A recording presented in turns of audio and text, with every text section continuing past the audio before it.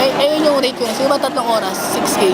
Pero yun na po yung pinakamaliit o pinakamalaki na po yun? Ang ma-average na yun, yun ang average. Ano po yung mga pinakamalaki nyo? Umaabot 10K.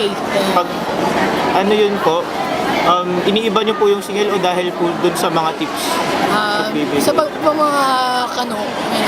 may mga tips. Pero pag yung mga kliyente naman na yung may mga itsurang may kaya, mas may pera. Talaga po, sa mga kano? Binabase namin sa itsura.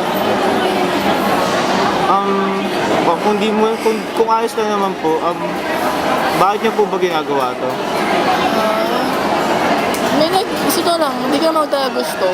Kasi marami na akong sinubukan na trabaho na mga sideline. Nagtitinda sa Jollibee. Sagabal nga lang sa pag-aaral. Kasi sa schedule ko, shift. Ay, estudyante po kayo? Sa college student ako ngayon, sa PUP. Sa trabaho ito, pag tuwing gabi lang, syempre bihira na naman magkaklase ng gabi.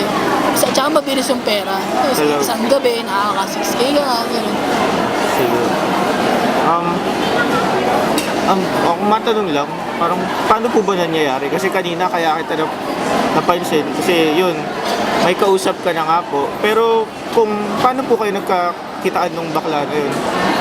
Ano naman, parang pag nakatayo na talaga ako sa nag-i-spot ako mismo nag-i-spot na rin parang chinecheck na sila kung may mga taong interesado ba yung may mga lalaking nagkatinginan na kami sa mata yun, may unting senyasan na yun, alam na yun Talaga po? Yung senyas lang? Ganun kasimple lang. So, paano yung proseso po? Parang kadalasan po ba pag may kliyente, parang sex na po yung hinihingi sa inyo? Minsan ako na yung mismong hindi po payag na sex agad. Parang ano lang. Siguro parang maano muna yung sarili ko. Nagaya muna ako gumala-gala. Minsan sila gala-gala muna. Same lang din po yun sa rate pag sa pero sex? sila bahala. Sa pag gala po, sila lang po bahala? Sila bahala din. Sila may sagot sa akin.